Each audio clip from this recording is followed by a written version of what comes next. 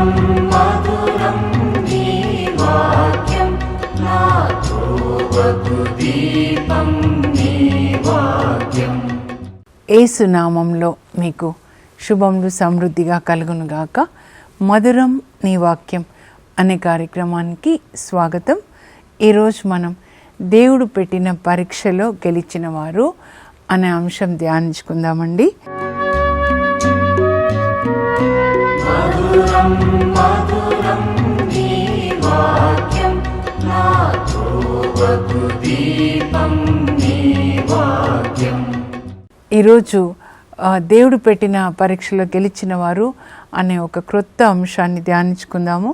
ఎందుకంటే మీరు శాపం నుండి దీవెనలోనికి ప్రవేశించారని నేను నమ్ముతున్నాను. అలా ప్రవేశించిన వాళ్ళు అబ్రహాం దీవెనలోనికి ప్రవేశిస్తారన్నమాట, గలతీ 3:13 ప్రకారం.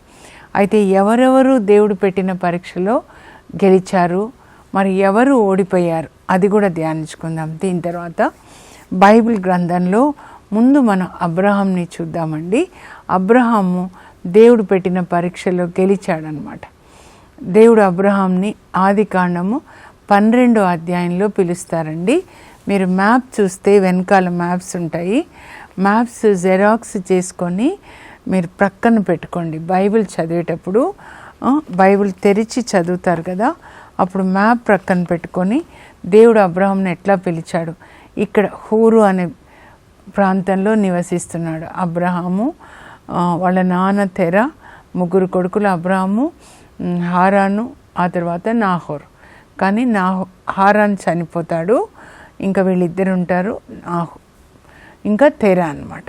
సో దేవుడు ఇలా ఊరు అనే ప్రాంతంలో వీళ్ళు నివసిస్తున్నప్పుడు దేవుడు పిలిచినప్పుడు వాళ్ళ నాన్న అందరూ బయలుదేరుతారు. హారాను అనే చోటుకి వచ్చి అక్కడ ఉంటారు. అక్కడి నుంచి దేవుడు మళ్ళా పిలిచినప్పుడు ఇంకా కానా దేశానికి వస్తాడనమాట. అది షెకెం పట్టణం. ఎప్పుడైతే దేవుడు పిలిచినట్లుగా అబ్రహాం బయలుదేరి వస్తాడో దేవుడు అప్పుడు ఆయనకి మొదటి ఆశీర్వాదాన్ని ఇస్తారండి. ఆదికాండం 12:7 అనమాట. నేను పిలవగానే వచ్చేసావు, 1250 మైళ్ళు అనమాట. పిలవగానే వచ్చేసావు కాబట్టి ఈ కానా దేశం, కనానీయులు నివసిస్తున్న ఈ దేశాన్ని నేను నీ సంతతికి వారసత్వ భూమిగా ఇస్తాను. చూడండి, దేశం మొత్తాన్ని వాళ్ళ పిల్లలకి ఇస్తా అన్నారు. అప్పుడు దేవుడు చేసిన వాగ్దానం క్రీస్తుపూర్వం 2000 అప్పుడు. ఇప్పుడు అబ్రహాం పిల్లలు ఇజ్రాయెల్ ప్రజలు నివసిస్తున్నారు. అందుకే వాళ్ళు పోరాటం చేస్తారు. ఇది దేవుడు మాకు వాగ్దానం చేశాడు, మా పితరులకు వాగ్దానం చేశాడు. యెహోషువ జయించి కానా దేశాన్ని 12 గోత్రాలకి కూడా ఆయన పంచి పెడతాడనమాట. ఇది మాది అని వాళ్ళు క్లెయిమ్ చేస్తారు, ఎందుకంటే దేవుడు వాగ్దానం చేసిందనమాట. రమ్మనగానే వచ్చేసాడు. అన్నీ విడిచిపెట్టు, నీ పుట్టింటిని, నీ చుట్టుపక్కలు అన్నీ విడిచిపెట్టు. దేవుని పిలుపులో ఎప్పుడూ ఈ లోక సంబంధమైనవి విడిచిపెట్టి ఆయనని వెంబడించాలండి. నూతన నిబంధన కూడా అంతే.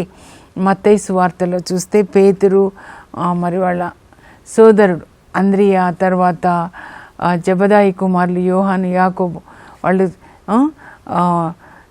వల వేసి చేపల్ని పడుతుంటే నన్ను అనుసరించండి, మిమ్మల్ని మనుషులను పట్టువారుగా చేస్తానంటే వాళ్ళు చేపలు, వలలు అన్నీ కూడా విడిచిపెట్టి యేసుప్రభుని అనుసరించారు.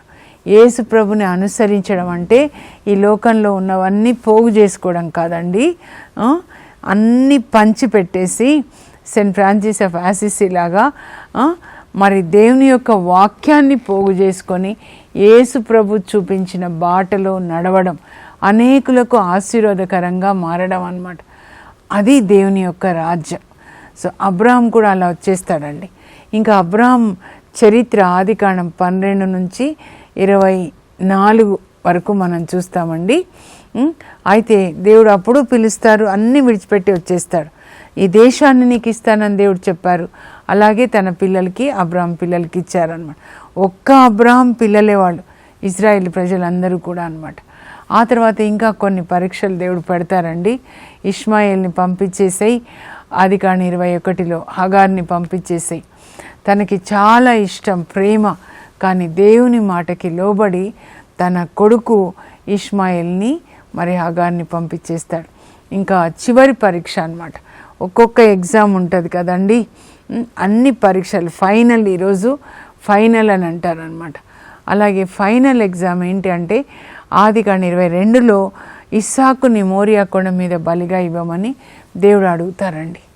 అబ్రహాము తెల్లవారక ముందే లేచాడు. మెల్లగా మీరు బైబిల్ చదివితే అబ్రహాంని మీ ఆత్మ కన్నులతో చూడొచ్చు. దేవుడు ఆయనను పిలుస్తాడు, చిత్తం ప్రభు అంటాడు, నీ ఏకైక కుమారుడు, నువ్వెంతో ప్రేమించే కుమారుడిని మోరియా కొండ మీద నాకు బలిగా ఇవ్వు. బయలుదేరుతాడు 2 పని వాళ్ళతో బాబుని తీసుకొని అబ్రహాము. మరి పని వాళ్ళని అక్కడ ఉండమని కొండ మీదకి వెళ్ళి దేవుని ఆరాధించి వస్తాం. అంటే దేవుడు చెప్పిన దాన్ని విధేయిస్తాము అని ఆరాధన అంటే.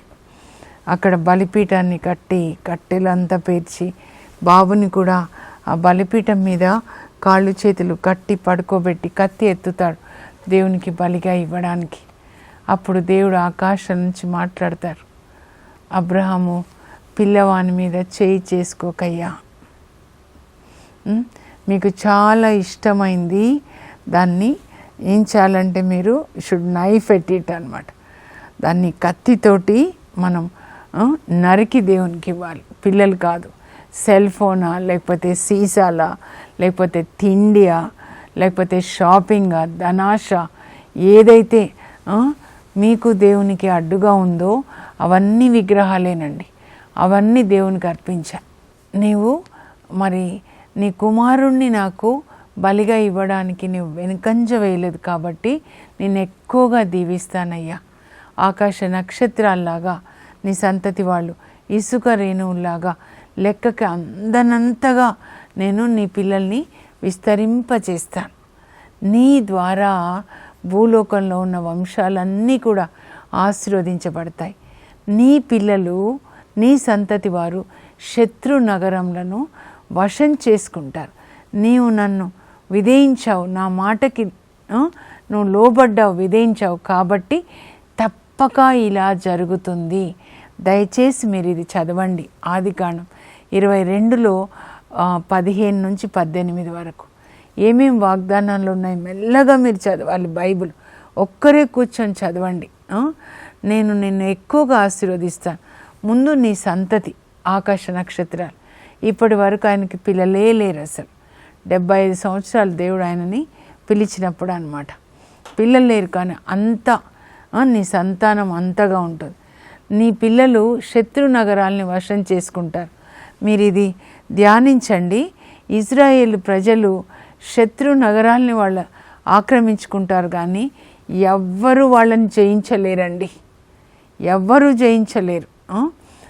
ఇప్పటి వరకు కూడా ఏ దేశం కూడా ఆ ఇజ్రాయెల్ దేశాన్ని జయించలేరు. ఎందుకంటే యాకోబుకి దేవుడు వాగ్దానం చేస్తారు, పోరాటం చేసినప్పుడు అన్నమాట, నువ్వు దేవుడితో మానవులతో పోరాడి గెలిచావు కనుక నీ పేరు ఇప్పటి నుంచి యాకోబు కాదు, ఇజ్రాయిల్, గెలిచే ఇజ్రాయిల్ అన్నమాట. అందువల్ల ఎప్పుడు వాళ్ళు గెలుస్తారు, ఎందుకంటే దేవుడు వాళ్ళ పక్షాన్ని యుద్ధం చేస్తారు. తర్వాత నీ పిల్లల ద్వారా భూలోకంలో అందరూ ఆశీర్వదించబడతారు. ఈ వాగ్దానం ఏంటండి అంటే యేసు ప్రభు వీళ్ళ వంశంలో పుట్టి ఆ విధంగా ప్రపంచానికే అబ్రహాము ఆశీర్వాదకరంగా మారాడు. ఒక్కసారి మీరు ఆలోచించండి, అబ్రహాము అందరికీ ఆశీర్వాదకరంగా మారడానికి 12వ అధ్యాయం నుంచి 22 వరకు దేవుడు చెప్పినట్లుగా ఇది విడిచిపెట్టు, వీళ్ళని పంపించేసేయి, నీ కొడుకుని బలిగా, ప్రతీదీ ఆయన విధేయించాడండి. అందుకే దేవుడు అబ్రహాంని నా స్నేహితుడు అని పిలిచాడు యెషయా 41:8. ఇంకా మత్తయి సువార్త మీరు చదివితే నూతన నిబంధన 1వ అధ్యాయం 1వ వచనం యేసుక్రీస్తు వంశావళి నీ గురించి మత్తయి రాస్తూ, ఇది అబ్రహాము గోత్రస్థుడు, దావీదు వంశజుడు, నాకు యేసుక్రీస్తు వంశావళి అబ్రహాంతోనే మొదలవుతుంది అన్నమాట. దావీదుతో అలా కొనసాగుతుంది. కానీ ఆయన జీవితంలో నేను ఎప్పుడు ఏమనుకుంటానంటే ఫస్ట్లో బిగినింగ్లో అండి, సరిగ్గా మరి అవగాహన లేనప్పుడు, ఇంతమంది పిల్లల్ని ఇస్తా అన్నారు దేవుడు, ఆకాశంలో నక్షత్రాలు, కానీ ఆయనకు పుట్టింది ఒకరే కదా. ఈ వాగ్దానం ఎప్పుడు నెరవేరింది? మనము ఈ ఏంటంటే ఇన్స్టెంట్ ఫుడ్, ఇన్స్టెంట్ అంటారు కదా, అది దేవుని నుంచి వచ్చింది కాదండి, సైతాన్ నుంచి వచ్చింది. దేవుని దీవెనలు మెల్లమెల్లగా నెరవేరి ఇప్పుడు ఆయన పిల్లలు ఎంతమంది ఉన్నారు? ఆకాశ నక్షత్రాల్లాగా. దేవుని మాట ఎప్పుడు తప్పిపోదండి. ఇంకొకటి, ప్రపంచం అంతా ఆశీర్వాదాలు పొందుతారు. ఆ వాగ్దానము దేవుడు ఆయనకి మరి నెరవేర్చారు. యేసుప్రభు పుట్టి మనందరం ఆశీర్వదించబడ్డాం. అబ్రాహాం విధేయత వల్ల ఇక్కడికి రావాలి, ఎందుకంటే అక్కడే యేసుప్రభు పుట్టాలి. ఆ కానా దేశం, ఇజ్రాయెల్ దేశం, బెత్లెహేంలో, మరి యెరూషలేంలో దావీదు రాజులు పరిపాలిస్తారు. దేవాలయం అక్కడ ఉంటుంది. యెరూషలేంని దేవుడు ఎన్నుకున్నారు, ఆది గ్రంథం నుంచి ప్రకటన గ్రంథం వరకు అన్నమాట. అది ప్రపంచంలో మధ్యలో దేవుడు నెలకొల్పాడంట. హెజ్కేల్ 5:5లో ఇన్ని ఆశీర్వాదాలు ఒక్క మనిషి విధేయత వల్ల అన్నమాట. 1000 తరాల దీవెనలు ఇజ్రాయెల్ ప్రజలకే కాదు, మనకు కూడా. మనందరం ఆశీర్వదించబడ్డాం అబ్రహాం వల్ల. అలా మనం ఉండాలండి. అబ్రహాం అట్లా జయించాడనమాట. దేవుడు పెట్టిన ప్రతి పరీక్షలో ఆయన గెలిచాడు. అందుకే జయించువారు పొందు దీవెనలని ఈ పుస్తకంలో నేను రాశానండి. ఏంటంటే ప్రకటన గ్రంథంలో యేసుప్రభు చెప్తారు, 7 సంఘాలకి సందేశాన్ని ఇస్తూ, ఎఫెస్ సంఘం కదా ముందు, జయించువారు పైన పరలోకంలో దేవుని ఉద్యానవనంలో జీవవృక్షపు ఫలాల్ని ఆస్వాదించే భాగ్యాన్ని ఇస్తాను. అంటే పరలోకంలో ఉంటాం, అక్కడ జీవవృక్షాలు ఉంటాయండి. ప్రకటన గ్రంథం చివరి అధ్యాయం, బైబిల్ చివరి అధ్యాయం అన్నమాట. అక్కడ ఒక నది ప్రవహిస్తుంది దేవుని సింహాసనం క్రింద నుంచి. దానికి ఇరువైపులా వృక్షాలు ఉంటాయి. 12 నెలలు కాయలు కాస్తాయి. ఆ జీవవృక్ష ఫలాల్ని మనం తింటామన్నమాట. ఏది పోగొట్టుకున్నారో ఆదాం అవ్వలు, తిరిగి దాన్ని మనం పొందుతామన్నమాట. అంటే పరలోకాన్ని మనం కలిగి ఉంటాం. అబ్రహాము జయించినట్లుగా మనం కూడా అన్నీ జయించాలండి. ఆ టైంలో అబ్రహాం జీవితంలో వాళ్ళ పిల్లలకి ఏమీ కానాదేశం రాలేదు. అసలు ఆయనకి ఒక కొడుకు, తర్వాత ఇస్సాక్కి 2 పిల్లలు, కవల పిల్లలు, అంతవరకే చూస్తాడు అబ్రహాం. 170 సంవత్సరాల్లో తన కొడుకుని, తర్వాత 2 మనవాళ్ళని చూస్తాడు. కానీ తర్వాత ఎన్ని ఆశీర్వాదాలు చూడండి. అందుకే మనం ఇతరులకి దీవెనకరంగా ఉండాలి, కానీ శాపంగా ఉండకూడదండి. ఆ తర్వాత ఆయన వంశంలోనే అబ్రహాము, ఇస్సాకు, యాకోబు 12 మందిలో దేవునితో కనెక్ట్ అయింది ఒక్కడే యోసేపు అన్నమాట. అందువల్ల అసూయతో మరి పిల్లలు అన్నయ్యలు అమ్మేస్తారు. పోతీఫర్ ఇంట్లో ఉంటాడు 11 సంవత్సరాలు. దేవుడు పోతీఫర్ని ఆశీర్వదిస్తారు యోసేపుని బట్టి. ఎందుకంటే యోసేపు దేవుణ్ణి కలిగి ఉన్నాడు. యోసేపు హృదయం నిండా దేవుని మాటలు పాటిస్తూ ఉన్నాడు. పోతీఫర్ భార్య శోధిస్తుంది, ప్రతిరోజు శోధిస్తుంది. ఆదికాండం 39లో ప్రతిరోజు శోధించినా కూడా నాతో చీకటి తప్పు చేయన్నప్పుడు యోసేపు లొంగిపోలేదండి. పరిశుద్ధాత్మ ఉన్నప్పుడు మనల్ని పాపం చెయ్యనీయడండి. పాపాన్ని ఎదిరించే శక్తిని ఇస్తాడు. దయ్యాన్ని వ్యతిరేకించండి, అది మీ నుంచి పారిపోతుంది. Resist the devil, he'll flee from you. Holy spirit, God will give us power to resist the devil అన్నమాట. అప్పుడు ఆయనకి మరి 2 సంవత్సరాలు జైలు శిక్ష కదా. ఎవరిచ్చారు ఆ శిక్ష? సైతాన్ ఇచ్చాడు. పోతీఫరు భార్య ప్లాన్ చేసింది, సైతాన్ ప్లాన్ చేశాడు ఆమె ద్వారా. పాపం చెయ్యనందుకు 2 సంవత్సరాలు జైలు శిక్ష. అప్పుడు దేవుడు పరలోకం నుంచి నవ్వుతాడండి. నువ్వు ఇంతే చేయగలవు, నేనెంత చేస్తానో చూడని యోసేపుని ఆ జైల్లోంచి తీసి ఐగుప్తు దేశానికి గవర్నర్గా నియమిస్తాడు. 80 సంవత్సరాలండి. 30 సంవత్సరాలప్పుడు గవర్నర్ అవుతే 110 వరకు. అంతేకాదు, ఆయన గవర్నర్ అయిన తర్వాత ఆయన భార్య, పిల్లలు, 2 కొడుకులు సుఖంగా ఉండడం. అది కాదండి, దేవుడు మనకి ఒక అధికారాన్ని, ఆస్తిని ఇచ్చింది. నీవు, నీ భార్య, నీ పిల్లలు సుఖంగా ఉండడానికి కాదు. మీరు చదివితే ఆదికాండం 41:56 మీరు చదివితే యోసేపు కొట్లు తెరిచి గోడౌన్స్లో ధాన్యాన్ని దాస్తాడు కదా, కొట్లు తెరిచి అందరికీ కూడా ధాన్యాన్ని పంచిపెడతాడు. అంతేకాదు ఆదికాండం 47:12లో యోసేపు వాళ్ళ తండ్రిని వాళ్ళ సోదరుల కుటుంబాల్ని ఆయన ఆదరించాడు, పెట్టుపోతలతో పోషించాడు. అందువల్లనే వాళ్ళు వెళ్ళేటప్పుడు 70 మందిగా వెళ్తారు, వచ్చేటప్పుడు అండి వాళ్ళు 6 లక్షల మందిగా వస్తారు. అంత ప్రేమను చూపిస్తాడు దేవుడు. మీకు ఏ ఆశీర్వాదాలు ఇచ్చాడో అవి అందరికీ మీరు పంచి పెట్టడానికి. దేవుని రాజ్యం అంటే యోసేపులాగా కొట్లు తెరిచి పంచి పెట్టాలి. ఆ కరువు కాలంలో అందరికీ ఆశీర్వాదకరంగా ఉన్నాడు. అందుకోసం దేవుడు మిమ్మల్ని ఆశీర్వదించారు. మీరు ఏది కలిగి ఉన్నారో అది దేవుడిచ్చింది, అది మీరు అందరికీ పంచి పెట్టండి. అదే ప్రార్థన అన్నమాట. అదే దేవుని రాజ్యం, ప్రేమ రాజ్యం. తండ్రిని చూసుకున్నాడు, అన్నయ్యని చూసుకున్నాడు. ఆ దేశమే కాదు, ఐగుప్తే కాదు, చుట్టూ ఉన్న వాళ్ళకు కూడా మరి ధాన్యాన్ని పంచిపెట్టాడనమాట. ఆ తర్వాత సమూయేలు ప్రవక్తని మనం చూస్తే ఒక్కొక్కరికి ఒక్కొక్క పరీక్ష పెడతారండి. పేతురు రాస్తారు, 1 పేతురు 1 అధ్యాయంలో 6-7 వచనాల్లో దేవుడు మనల్ని పరీక్షలు పెడతారు. ఆ పరీక్షలో మనం గెలవాలి, అప్పుడు మనకి బహుమతి ఉంటుంది అని. గెలిచిన ప్రతి ఒక్కరికి బహుమతి ఉంటుందన్నమాట. అక్కడే రాస్తాడు 1 పేతురు 5:4లో మీకు మహిమ కిరీటాన్ని ఇస్తాడు దేవుడు, గెలిస్తే జీవ కిరీటాన్ని ఇస్తారు అని చెప్తారనమాట. జీవ కిరీటం అయితే యేసు ప్రభువే చెప్తారండి, మహిమ కిరీటం పేతురు చెప్తాడు, నీతి కిరీటం అని పౌలు రాస్తాడనమాట. నీతిగా మనం జీవించినప్పుడు ప్రతి విషయంలో నీతిగా, ఒక భర్తగా, భార్యగా, ఒక కొడుగ్గా, పని చేసే చోట యోసేపులాగా నీతిగా మనం జీవించాలి. ఒక అధికారం ఇచ్చినప్పుడు నీతిగా. ఇప్పుడు ఇక్కడ సమూయేలు ప్రవక్త 1 సమూయేలు గ్రంథం 12వ అధ్యాయం అండి, నాకు చాలా నచ్చింది అనమాట. నాకు ఏమేవి టచ్ అయ్యాయో అవేమి నేను మీతో పంచుకుంటున్నా.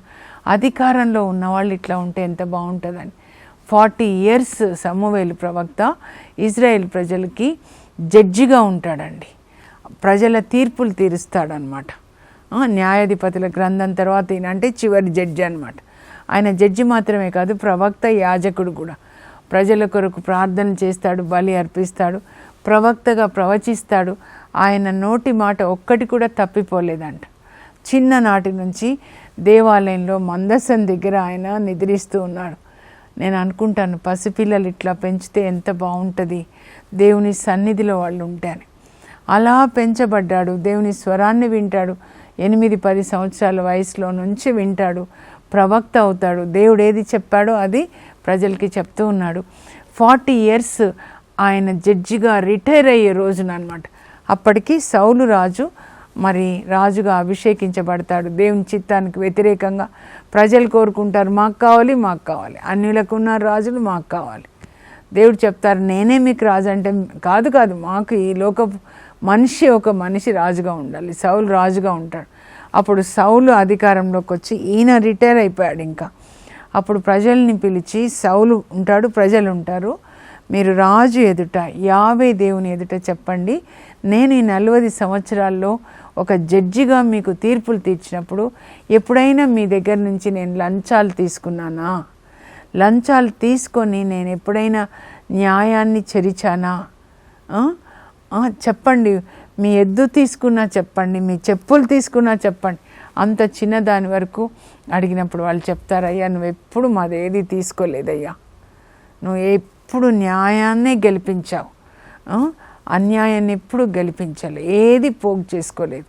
నేను ఇట్లా చదువుతుంటే నాకు ఎవరు జ్ఞాపకం వస్తారంటే అబ్దుల్ కలాం గారు జ్ఞాపకం వస్తారండి.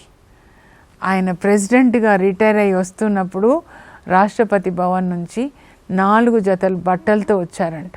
వెళ్ళినప్పుడు కూడా అలాగే 4 జతల బట్టలు. ఎవరైనా గిఫ్ట్స్ ఇస్తే ఆయన ఎప్పుడూ కూడా యాక్సెప్ట్ చేయలేదంటండి. వాళ్ళ ఇంటి వాళ్ళు వచ్చి భోంచేస్తే, అన్నయ్య కూడా భోంచేస్తే దానికి ఫుడ్కి డబ్బులు కట్టేవాళ్ళంట. వాళ్ళు ఊరి వాళ్ళు వస్తే ఢిల్లీ చూడడానికి వాళ్ళకు కూడా డబ్బు కట్టాడు. Mister clean. వీళ్ళండి దేవుని రాజ్యంలో నీతిమంతులు సూర్యునిలాగా ప్రకాశిస్తారు. నీతిమంతులు దేవుని బిడ్డలండి. 2 బైబిల్లో వాడబడింది, నీతిమంతులు, దుష్టులు. అంతేకాని మతాలు ఇవన్నీ ఏం లేవు, కులాలు ఇవన్నీ దేవుని నుంచి రాలేదు. దేవుడు ప్రేమ, దేవుడు నీతి, దేవుడు కరుణ, దేవుడు క్షమ, దేవుడు న్యాయం. ఇది దేవుడు ఎవరిలో ఉంటే వాళ్ళు అలా జీవిస్తారనమాట. ఆ తర్వాత నెహిమియా కూడా అంతేనండి. నెహిమియా గ్రంథం 5వ అధ్యాయం మీరు చదివితే 14 నుంచి, నెహిమియా 12 సంవత్సరాలు గవర్నర్గా, యూదాకి గవర్నర్గా ఉంటాడు. 52 రోజులలో ప్రజలతో కలిసి పనిచేసి యెరూషలేం గోడలు కడతాడు. నాయకులు ప్రజలతో కలిసి పనిచేస్తే ఎంత బాగుంటుందండి. ఆ 12 సంవత్సరాలు కూడా నేను మరి నా జీతం తీసుకోలేదు. గవర్నర్గా ప్రతిరోజు రోజుకి 40 వెండి నాణాలు ఇస్తారంట జీతంగా, కానీ ఆయన తీసుకోలేదని రాస్తాడు. ప్రభా నన్ను జ్ఞాపకం చేసుకో, ఇంకా నా ఇంట్లోనే 150 మంది తింటారు నాయకులు వచ్చినప్పుడు, నా సొంత ఖర్చుతోనే. ఎందుకంటే ప్రజలు ఇప్పటికే పేదరికంతో మగ్గిపోతున్నారు, నేను వాళ్ళకి భారంగా ఉండకూడదని. ఎంత మంచి మనసు చూడండి. మన పరలోకానికి వెళ్ళిన పరిశుద్ధ తండ్రి గారు పోప్ ఫ్రాన్సిస్ గారి గురించి నేను బుక్ కోసం, లూకా సువార్త బుక్ కొరకు ప్రెస్లో కూర్చొని ఉన్నప్పుడు ప్రక్కన వాళ్ళు మాట్లాడుకుంటున్నారనమాట. పోప్ ఫ్రాన్సిస్ గారు ఒక్క జీతం రూపాయి కూడా తీసుకోలేదు. డాలర్స్, వాళ్ళకి $8,000 ఉంటాయంట పాపు గారికి. తర్వాత పెద్ద ప్యాలెస్ ఉంటుంది ఉండడానికి, కానీ చిన్న ఇంట్లో ఆయన అద్దెకి ఉన్నారు. మళ్ళీ వాకింగ్కి వెళ్తే పేదవాళ్ళకి ఫుడ్ ప్యాకెట్స్ పంచుతూ వెళ్తారంట. అది నేను నేర్చుకున్నానండి. Very simple person. వాడే రింగ్ కూడా చాలా సింపుల్ బట్టలు. ఇప్పటి పరిశుద్ధ తండ్రి గారు కూడా అంతే, very very simple, down to earth అనమాట. సింపుల్ డ్రెస్సు, అది మరి మామూలు ఒక సింపుల్ మ్యాన్. అక్కడ ఆ $70 ఎంతో చెప్పారు. రింగ్ కూడా సింపుల్ అని. That is the beauty of the Catholic church అండి. ఏ ఒక్క పునీతుల్ని చదివినా యేసు ప్రభుకి ప్రతిరూపాలుగా యేసు ప్రభుని మహిమపరుస్తూ వాళ్ళు దేవుని రాజ్యాన్ని లోకంలో స్థాపిస్తూ ఉన్నారు. తర్వాత మద్యపానం గురించి అప్పుడు చెప్పాలనుకున్నాను, నేను చెప్పలేకపోయాను. బైబిల్లో ఒక అధ్యాయం రాయబడి ఉందండి, రేకాబీల తెగ గురించి. ఏంటి రాయబడింది? ఇర్మియా గ్రంథం 35 చదవండి దయచేసి. ఎవరెవరు మరి దీనికి అలవాటు పడ్డారో, ఇంట్లోనే ఒక బార్ పెట్టుకొని ఉన్నారో వాళ్ళ కోసం ఇది రాయబడిందండి. దేవుడు ఇర్మియాతో మాట్లాడతారనమాట. ఇర్మియా, రేకాబీల తెగ వాళ్ళందరినీ పిలిచి దేవాలయం పైన ఒక గదిలో కూర్చోబెట్టి వాళ్ళని తాగమని అడుగు అని. అలాగే చేస్తాడు దేవుడు చెప్పినట్లుగా అనమాట. రేకాబీల తెగ వాళ్ళని పిలుస్తాడనమాట. యజాన్య ఆయన సోదరులందరినీ పిలిచి సీసాలు, కూజాలు పెడతాడంటండి. పెట్టి త్రాగండి అంటే అప్పుడు ఆయన చెప్తాడనమాట, యజాన్య, అయ్యా మేము తాగమయ్యా, అది మేము ముట్టుకోము. ఎందుకంటే రేకాబు కుమారుడు అయినటువంటి యోనాదాబు మా పితరుడు మమ్మల్ని ఏమని ఆజ్ఞాపించాడంటే, మేము ఈ ద్రాక్ష సారాయం తాగకూడదు, ఇండ్లు కట్టుకోకూడదు, మేము సేద్యం చేయొద్దు, మేము ఎప్పుడు గుడారాల్లోనే నివసించాలి అని మమ్మల్ని ఆజ్ఞాపించాడు. కనుక అప్పటి నుంచి ఇప్పటి వరకు కూడా యోనాదాబు మా పితరుడు మాకేం ఆజ్ఞాపించాడో తరతరాలు మేము దాన్ని ముట్టుకోము, ఆయన చెప్పినవన్నీ కూడా మేము పాటిస్తున్నాము అని చెప్తాడనమాట. అప్పుడు దేవుడు ఇర్మియాతో అంటాడు, చూడండి వీళ్ళింత ఎప్పుడో వాళ్ళ పితరుడు చెప్తే ప్రతి తరం పాటిస్తున్నారే, మరి నేను ప్రతిరోజు మీతో మాట్లాడుతున్న ప్రజలతో ఇలా ఉండండి అని, ఎందుకు మీరు నా మాట పాటించట్లేదు? ఇర్మియా, ఎందుకు ఈ ప్రజలు నా మాట పాటించట్లేదు? ఇంత తలబిరుసుగా ఎందుకు ఇంత కఠినంగా తయారయ్యారు అని దేవుడు విలపిస్తాడండి. ఇర్మియా 13లో దేవుడు మాట్లాడతారు, మీరు నా మాట వినకపోతే నేను మిమ్మల్ని గురించి కన్నీరు కారుస్తాను, పరితపిస్తానని చెప్తాడు. ఎంతమంది తల్లులు ఏడుస్తున్నారు, భార్యలు ఏడుస్తున్నారండి. ఈ త్రాగుబోతు భర్తల వల్ల కన్నీళ్లు కారుస్తున్నారు పిల్లలు, భార్యలు. మీరు ప్రభువుని అడగండి, ఆ వాసన పడకుండా చేయండి. మరి యెషయా 24:9 ఒక వాక్యం ఉంటుందండి, త్రాగే వాళ్ళకి ఆ సీసాలు మరి ఆ త్రాగుడు చేదుగా ఉండును గాక. ఎప్పుడైనా వాసన వస్తే ఇట్లా వాంతి వచ్చినట్లు అనిపిస్తుంది అనమాట నాకు కూడా. అలా ఆ వాసన పడకుండా చేయండి. త్రాగితే వామిటింగ్స్ వచ్చేసి మళ్ళా ముట్టుకోకుండా చేయండి ప్రభా. పరిశుద్ధాత్మ వచ్చినప్పుడు ఇవన్నీ వెళ్ళిపోతాయి. ప్రార్థన చేసుకుందాం. పరలోకపు మా తండ్రి, మీ పరిశుద్ధ నామమునకు స్తోత్రం కలుగును గాక. వీళ్ళందరూ మీరు పెట్టిన పరీక్షలో గెలిచిన వాళ్ళందరూ కూడా మాకు మాదిరిగా మీరు ఇచ్చారు ప్రభా. అబ్రహాంలాగా విధేయించాలి, యోసేపులాగా శోధన జయించాలి. యవ్వనస్తులందరూ కూడా యోసేపుని మాదిరిగా తీసుకొని ప్రభా మీ వాక్యం ప్రకారం జీవించేటట్లుగా సాయం చేయండి అయ్యా. నెహీమియా ఎంత నీతిగా జీవించాడు. సమూవేలు ప్రవక్త ప్రభా అధికారంలో ఉన్నప్పుడు ఏది దోచుకోలేదు ప్రభా. పేద ప్రజలు అయ్యా తండ్రి నీతిగా జీవించేటట్లుగా మీరు సహాయం చేయండి. రేఖాబీల తెగని గురించి ఒక అధ్యాయం అంతా రాశారు ఇర్మియా గ్రంథం 35లో. ఆ తెగ ఇజ్రాయెల్ దేశంలో నైనా ప్రకాశిస్తూ ఉంది ప్రభా, మండుచున్న కాగడలాగా. ఆ తెగలో వాళ్ళు మేము ముట్టుకోము అని చెప్పారు నాయన. అలాంటి తెగగా ప్రతి ఒక్క తెగని మార్చండి ప్రభా. ఎవరు ఈ సీసాలు ముట్టుకోకుండా పరిశుద్ధాత్మనివ్వండి. సంపూర్ణమైనది వచ్చినప్పుడు అసంపూర్ణమైనది వెళ్ళిపోతుందని పరిశుద్ధాత్మదేవా నాయన ఈ త్రాగుడు నుంచి ప్రభా, అబద్ధాల నుంచి ప్రభా, ధనాశ నుంచి, అవినీతి నుంచి నాయన మా అందరికీ విడుదలనిచ్చి దేవుని రాజ్యం అంటే తినుట త్రాగుట కాదు, కానీ పరిశుద్ధాత్మ మనలోనికి ప్రవేశించి ఆయన ఇచ్చే నీతి, శాంతి, సంతోషంలే అని మేము గ్రహించుకొని అలా జీవించే కృప దయచేయండి. యేసు నామంలో అడుగుచున్నాం తండ్రి, ఆమేన్. వాళ్ళు ఎలా గెలిచారో అబ్రహాము, నెహీమియా, సమూయేలు ప్రవక్త, రేఖాబీల తెగ, అలా పరిశుద్ధాత్మ శక్తిచే శోధనలు జయించే శక్తిని దేవుడు మీకు దయచేదురుగాక. యేసు ప్రభు రాజ్యాన్ని, దేవుని రాజ్యాన్ని ఈ లోకంలో కట్టడానికి దేవుడు పరిశుద్ధాత్మ శక్తిని, అభిషేకాన్ని మీకు దయచేదురుగాక. God bless you. Have a blessed day.